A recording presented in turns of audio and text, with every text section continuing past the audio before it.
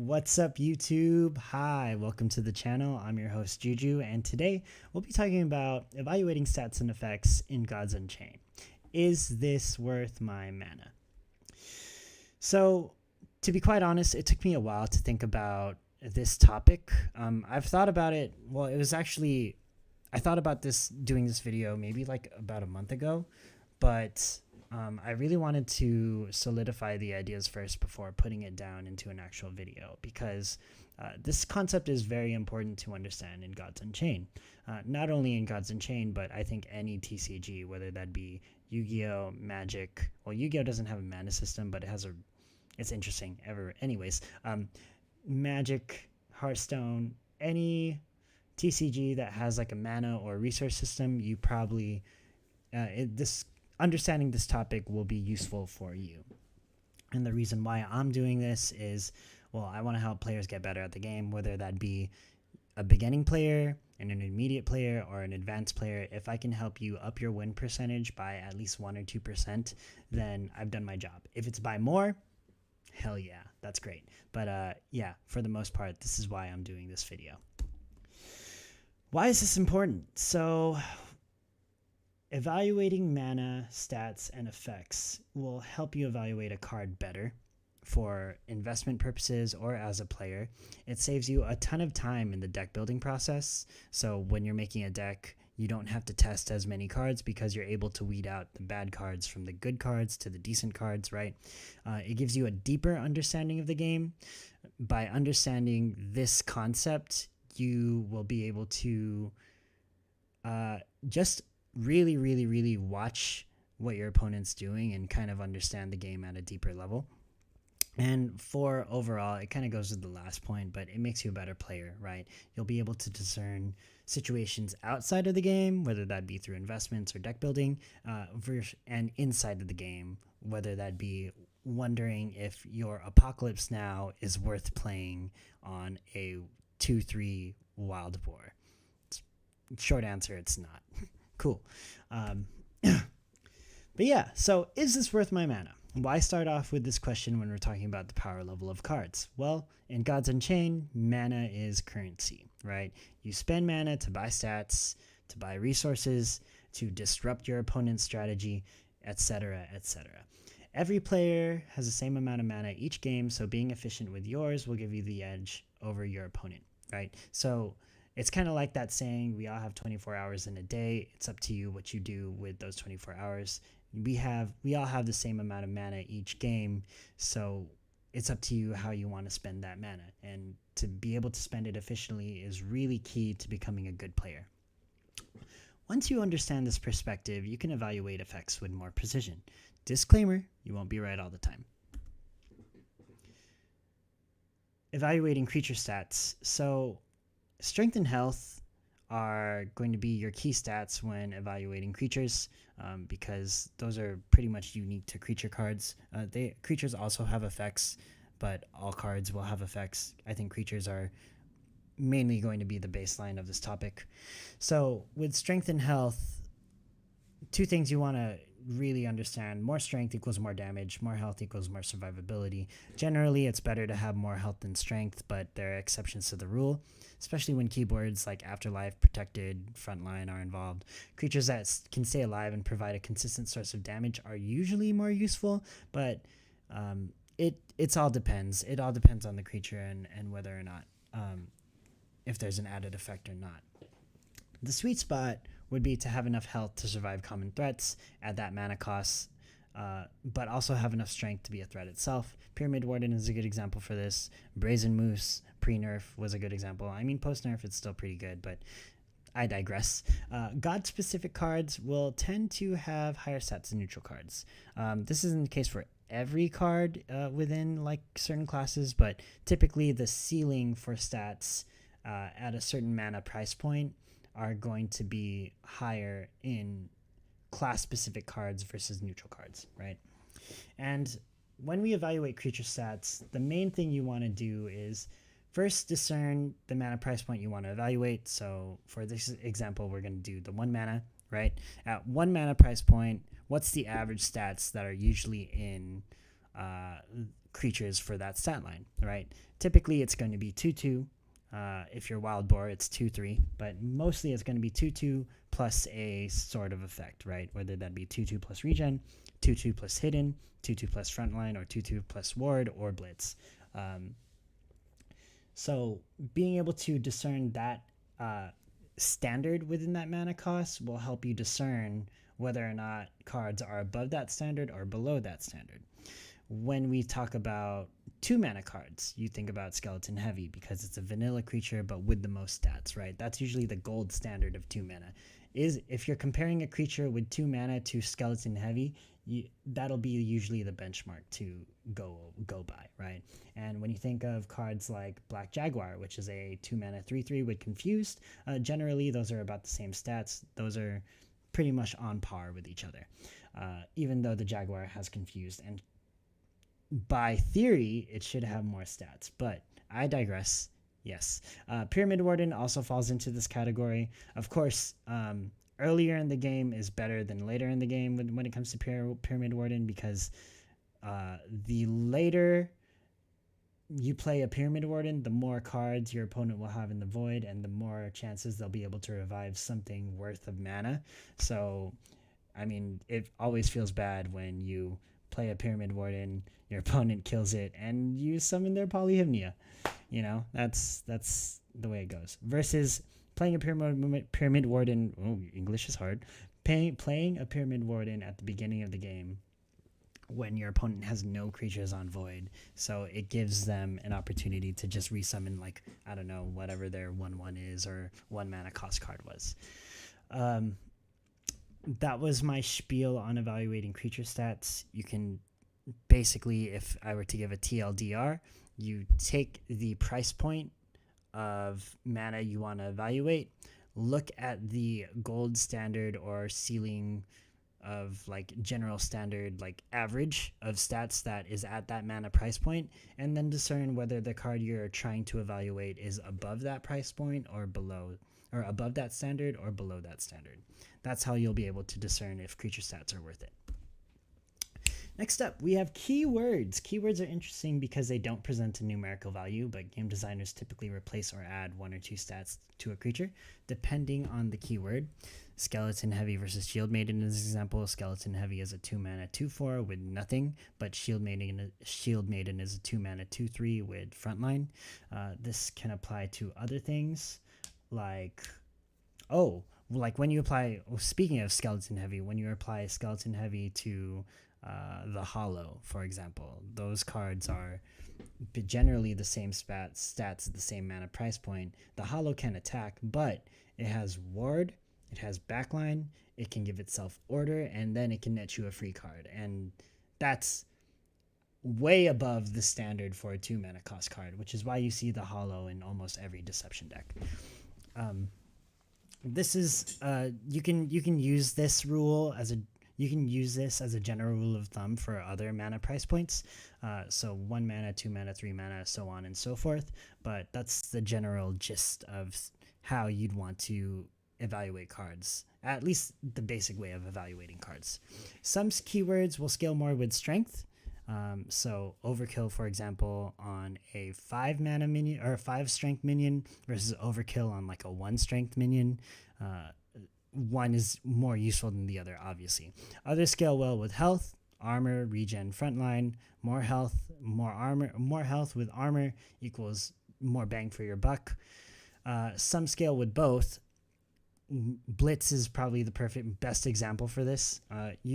Typically with your Blitz minions, you want them to do enough damage at that mana price point to be a threat, but also want them to survive so that they can continue to provide damage on that price point. Archangel Bruiser from the War class at 4 mana pre-nerf was a 4 mana 5/3 with Blitz and possibly Overkill if you were Frenzied. That made it really good because at 3 health, it would be able to survive certain creatures, right? Whether that be 1 mana, 2 mana, sometimes 3 mana creatures. And that's why they had to nerf it to less strength, because it was so survivable, it was providing a problem for creatures or players or the game in general. Cool.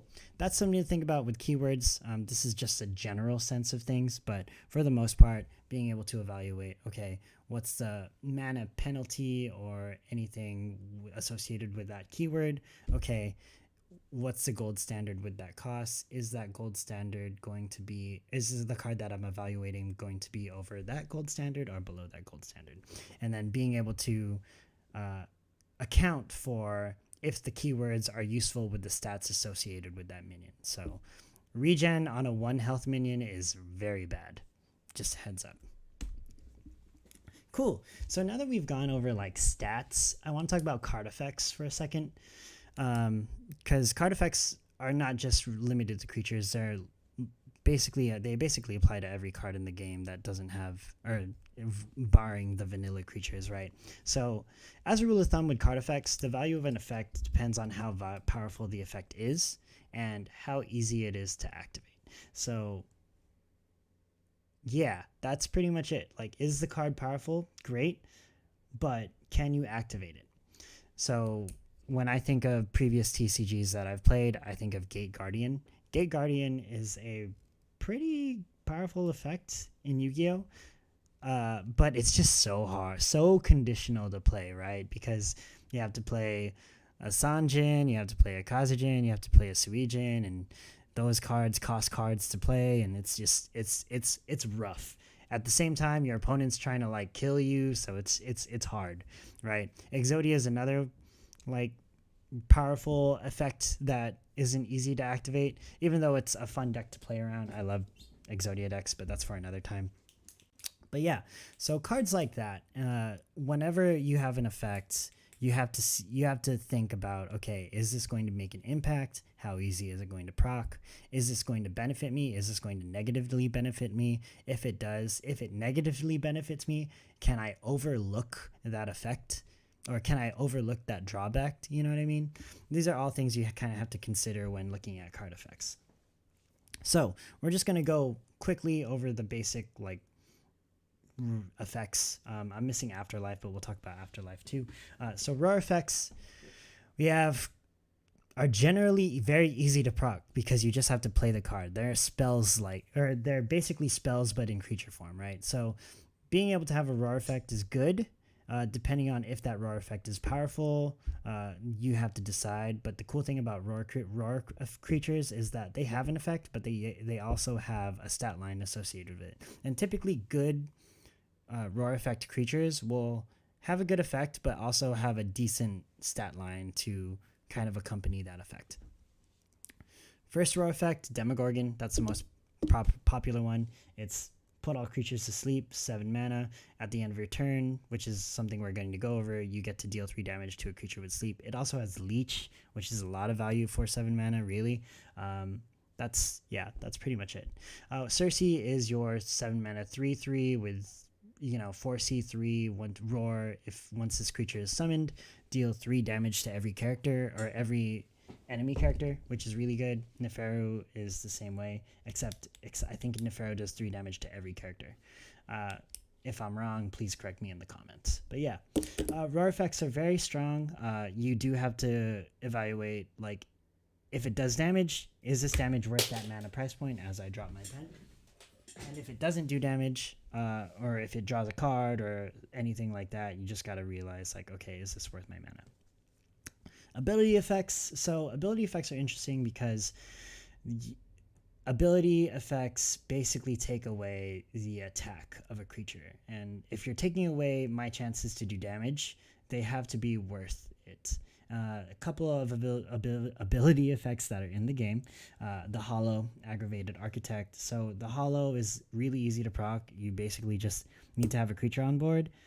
You do have to wait a turn to use ability effects. So keep that in mind, because if a card doesn't have survivability as an ability effect, then you won't be able to proc that effect often.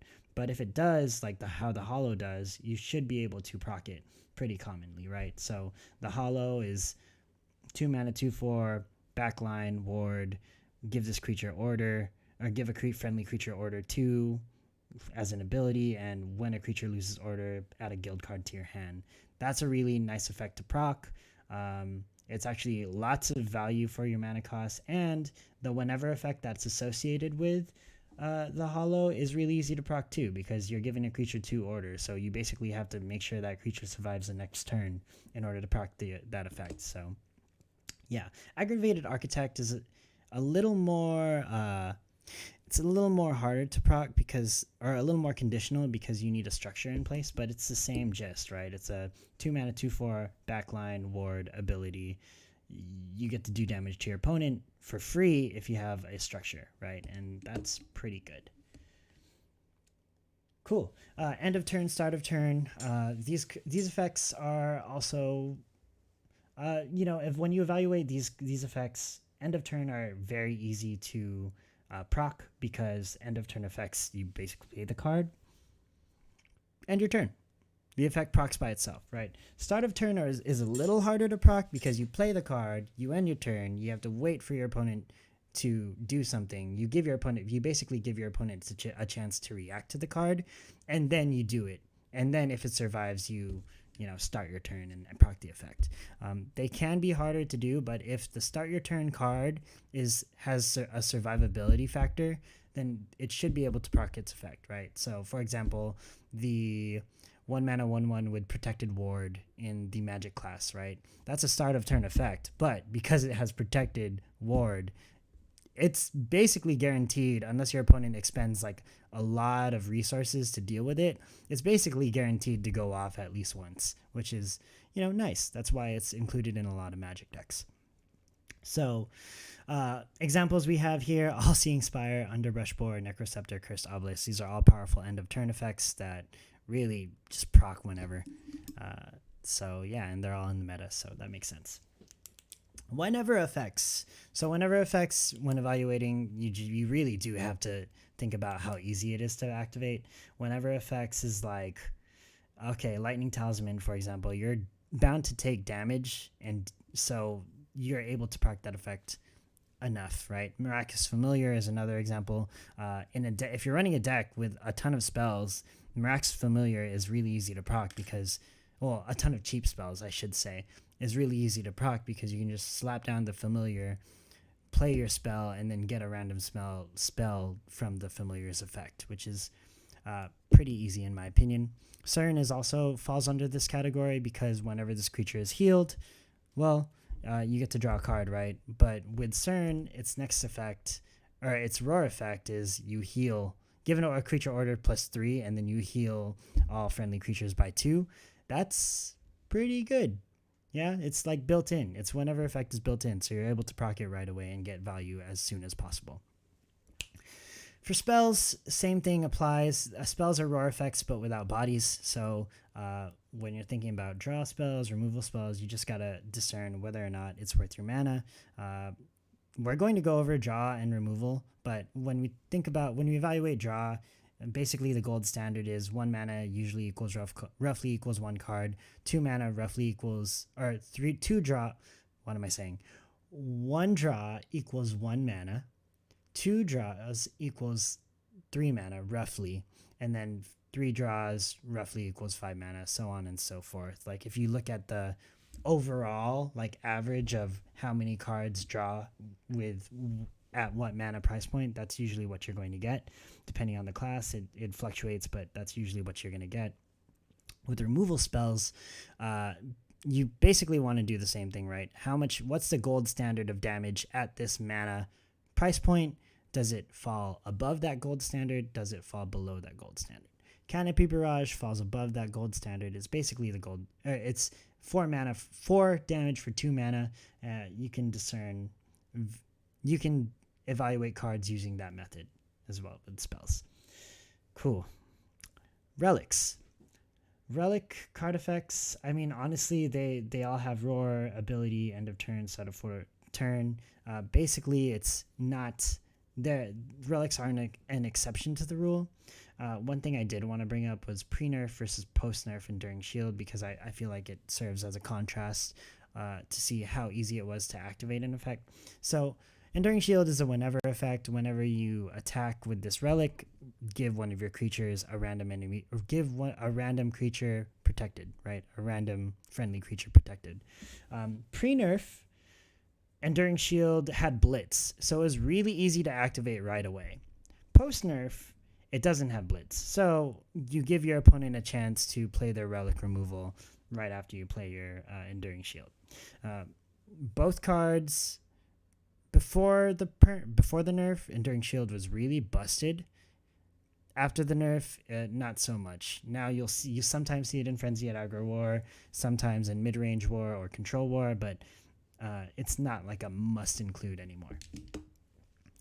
And we didn't touch upon afterlife effects, but afterlife effects fall under this category, how easy it is to activate. It also kind of depends on when you want to activate the afterlife effect. Do you want to activate it on your turn? If you do, how easy is it to kill that minion with afterlife on the same turn you play it, right? And if you don't kill it on the same turn you play it, how easy it is for this minion with afterlife to stay alive so that you can proc its effect eventually, right?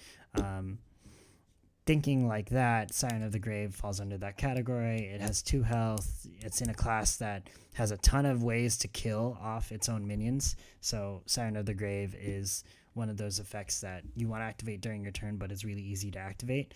And if you don't want to activate that effect during your turn and you want to activate it on your opponent's turn instead, are there ways to do that, right?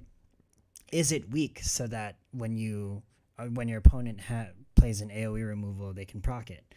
Does it have frontline so your opponent is forced to attack into it before any creatures? Like, these are all things to think about during afterlife effects, but generally speaking, you want your stats and your keywords and your effects to synergize with each other so that they provide additional value. It's kind of like that concept 1 + 1 = 3.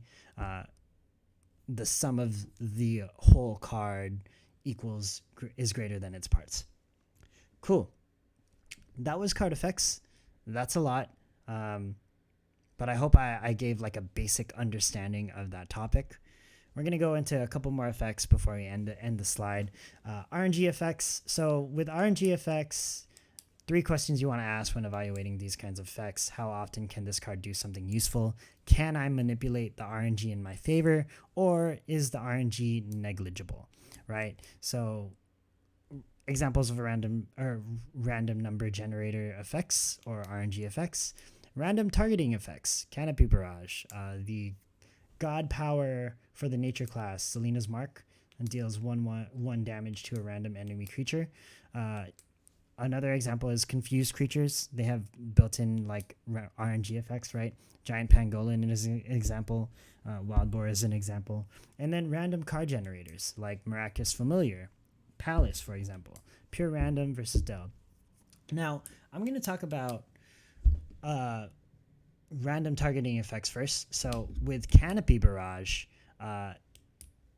it's really easy to manipulate the RNG in your favor because at 2 mana, your opponent will only have 1 or 2 creatures, right? It's a little harder to manipulate in your favor when your opponent has a full board, but at that price point, you should be getting a good chance to do it. You have 50-50.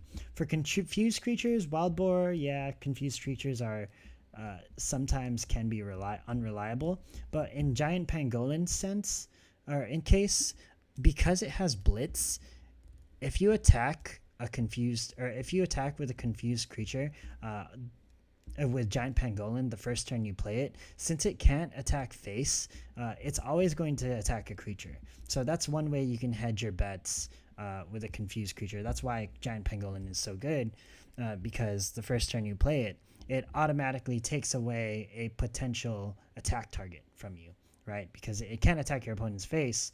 If your opponent has 1 creature on the board, it's always going to attack that 1 creature, right?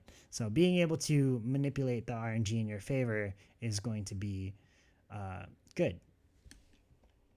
Next up, we have random card generators. So random card generators, I have a love-hate relationship with them because there's just so many cards that you can generate, right? Like random nature cards are usually really bad because you're generating like so many.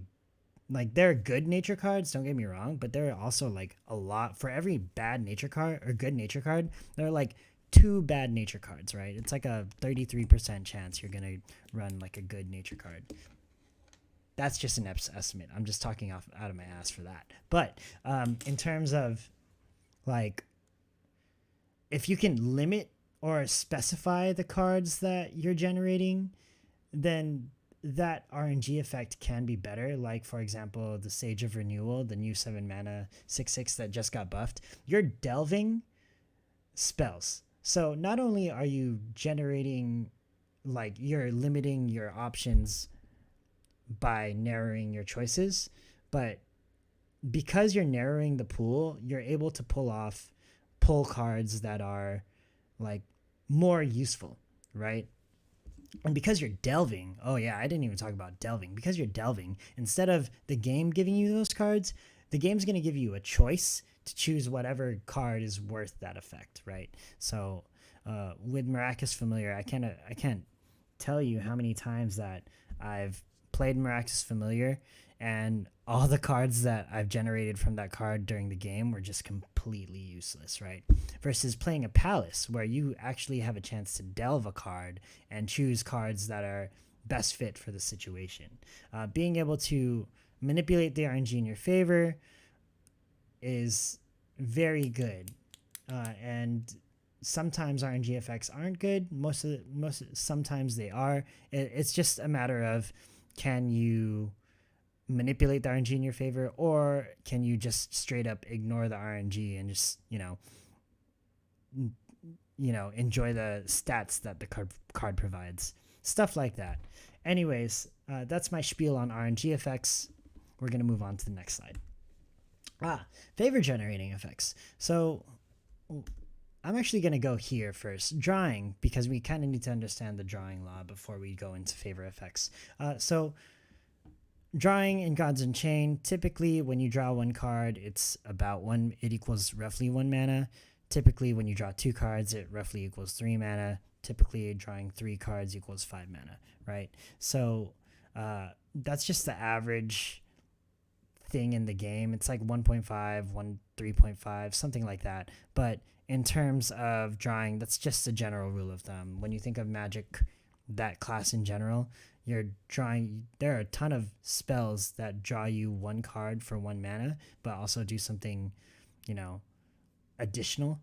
But there are also cards like Rune of Sight where you foresee 2 and you draw 1, but it's 2 mana. So there's something to consider there. And so on and so forth. But one thing I want to touch up on is the value of draw cards will fluctuate depending on additional stats, effects, or conditions that the card provides. You also have to consider how difficult it is to activate and if the card you draw can be manipulated somehow. Like search effects, for example, reinforcements, a card that we've gone over our market watch, is a mana card, or it's a 3 mana war card that draws 2 cards from your deck, but those cards are going to be 1 or 2 cost minions, right? So being able to specify the cards or search for your cards is generally a good thing. Cool. Now that we kind of understand the the drawing law, right, where drawing 1 card is typically equal to 1 mana, right? Favor generating effects are pretty much the last thing we're going to cover. And this is a card effect that's pretty specific to Gods Unchained in particular because of the Sanctum. But overall, when evaluating favor generating effects, here's what you want to do. So usually cards in the Sanctum are going to be 13 to 17 favor, right? Drawing a card from the Sanctum is basically drawing a card. Yeah, so because drawing 1 card is about equal to 1 mana, we can deduce that 13-17 favor will equal about 1 mana worth of draw, right? So with that being said, we can use this rule to discern whether or not a card is worth its mana, even though it generates favor.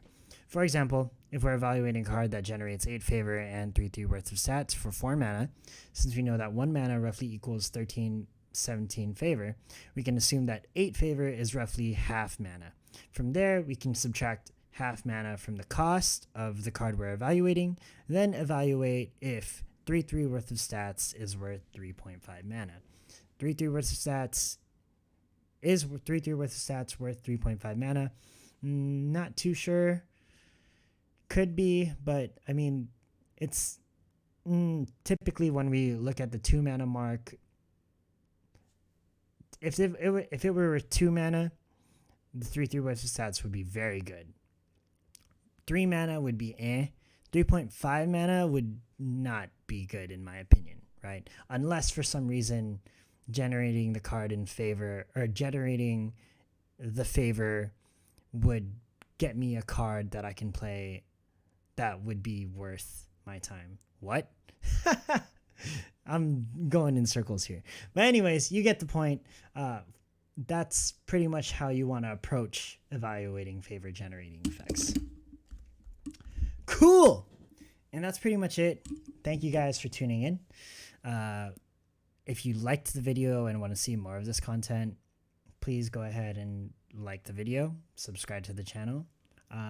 If I missed anything or if you have additional thoughts, please share in the comments below, right? I kind of want this video to be a place where players can look in the comment section, see any other opinions or see any other like thoughts on the game that can possibly help them out, right? So if we can do that, that would be great. If we can grow the player base, that would be great for us as well.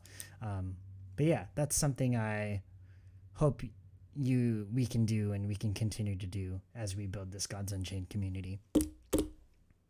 That being said, thank y'all so much. Have a great day and see y'all next time. Peace.